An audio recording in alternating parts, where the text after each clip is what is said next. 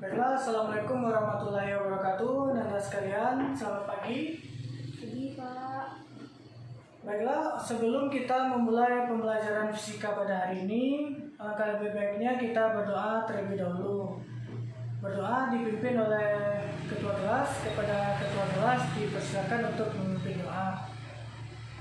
Sebelum memulai pelajaran pada pagi hari ini, marilah kita berdoa menurut agama dan kepercayaan masing-masing. Doa mulai. Selesai. Baiklah, selamat pagi Anda sekalian. Pada kesempatan pertemuan kali ini kita akan membahas tentang induksi elektromagnetik. Baiklah, kepada Anda sekalian, kita akan mulai pembelajaran. Perhatikan dengan sesama. Kita masuk pada slide presentasi. Dan selanjutnya kita masuk pada induksi elektromagnetik. Semuanya harap memperhatikan slide yang tertera di dekat papan tulis. Pertama kita bahas induksi elektromagnetik adalah proses ketika konduktor yang diletakkan di suatu medan magnet yang bergerak berubah-ubah. Nah, jadi dia menyebabkan terproduksinya voltase di sepanjang konduktor. Ya. Induksi elektromagnetik adalah proses ketika konduktor diletakkan di suatu medan magnet yang bergerak berubah-ubah, atau konduktornya digerakkan melewati suatu medan magnet yang diam dan menyebabkan terproduksinya voltase di sepanjang konduktor. Proses induksi elektromagnetik ini menghasilkan arus listrik tentunya. Baik, di sini kita akan masuk dulu kepada rumus induksi elektromagnetik. Pada induksi elektromagnetik kita akan mengenal yang namanya flux magnet. Adalah merupakan perubahan medan magnet. Flux magnet dihasilkan dari perkalian antara medan magnet A, medan magnet B yang saling tegak lurus. Flux magnet dapat dinyatakan dengan flux sama dengan B dikali dengan A. Yaitu merupakan rumus flux magnet di mana medan magnetnya tegak lurus dengan luas bidangnya. Jadi jika tegak lurus tapi membentuk sudut, maka besar sudut flux magnetnya dikalikan dengan kosinus sudutnya sendiri. Yaitu flux sama dengan B dikali dengan A cos theta. Selanjutnya hukum Faraday. Hukum Faraday menyatakan bahwa jika flux magnet yang memasuki suatu kumparan berubah, maka pada ujung-ujung kumparan akan timbul GGL atau gaya gerak listrik induksi.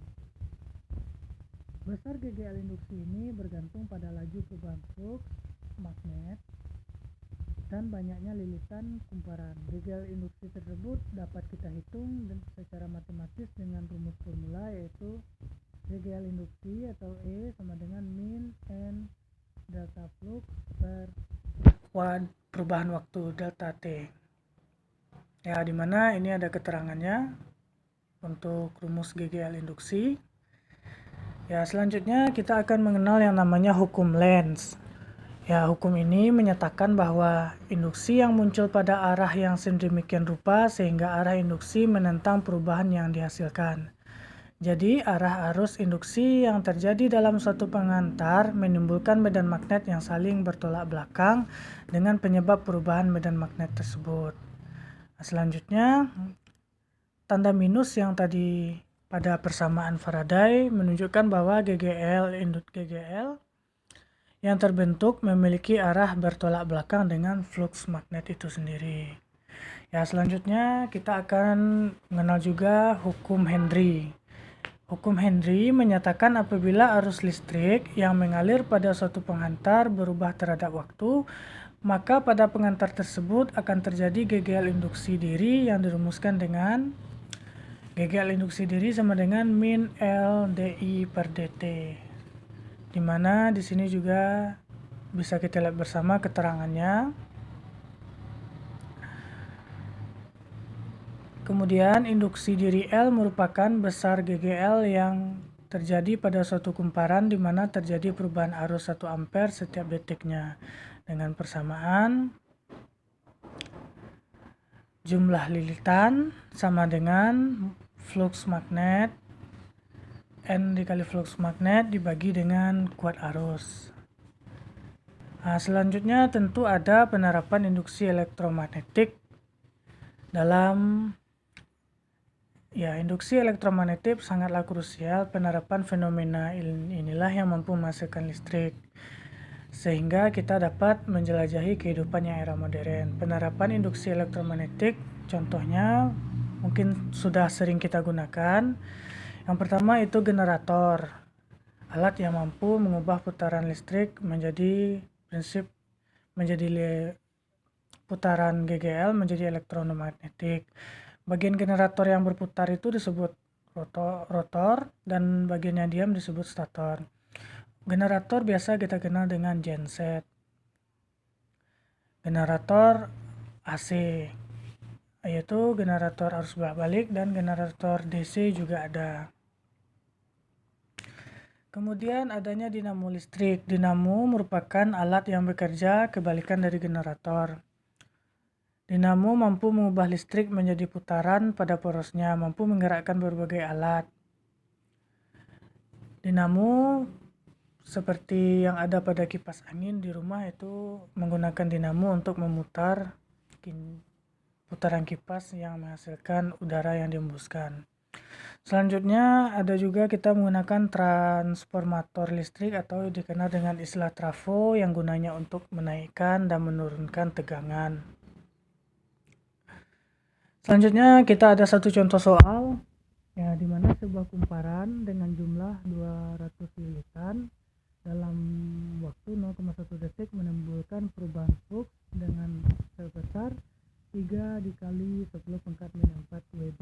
Wb merupakan satuan flux magnet. Yang ditanyakan adalah berapa GGL induksi yang timbul pada ujung kumparan tersebut. Kita analisa terlebih dahulu. Kita dapat mencari nilai GGL induksi dengan menggunakan hukum Faraday. Dengan menggunakan persamaan hukum Faraday, kita masukkan data yang diketahui sehingga kita peroleh 6 volt. Jadi kesimpulannya tanda minus jika memakai persamaan sebenarnya hanya menunjukkan arah arus induksi yang berlawanan dengan flux. Di sini ada contoh soal yang kedua. Yang pertama dikatakan sebuah kumparan flat berbentuk persegi memiliki jumlah lilitan sebanyak 5. Kumparan tersebut memiliki sisi sepanjang 0,5 meter dan memiliki medan magnet sebesar 0,5 Tesla maksudnya ya. Kumparan tegak lurus dengan medan magnet mengalami kenaikan dari 0,5 Tesla menjadi 1 Tesla dalam 10 sekon. Dengan menggunakan hukum Faraday, hitunglah berapa GGL induksi yang timbul. Jadi soal ini juga sudah menuntun kita untuk menggunakan persamaan hukum Faraday. Di sini flux magnet merupakan perubahan pada medan magnet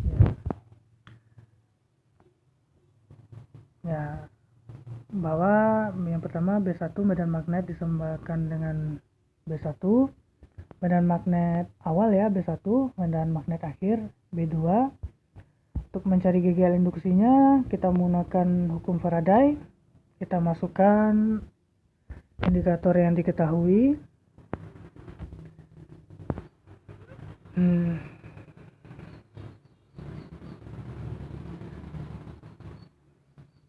Untuk mencarinya kita menggunakan GGL induksi hukum Faraday. Kita masukkan indikator yang diketahui.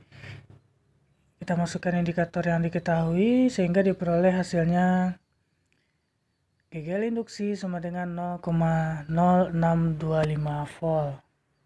Pembelajaran kita hari ini tentang induksi elektromagnetik.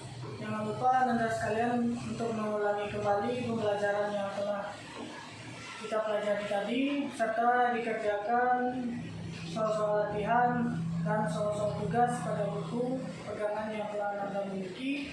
dengan jangan lupa untuk mengulang kembali pembelajaran kita hari ini agar lebih mengerti untuk kedepannya. Nah, jika tidak ada yang ingin ditanyakan lagi, sebelum kita pulang, kepada ketua kelas diminta untuk memimpin doa.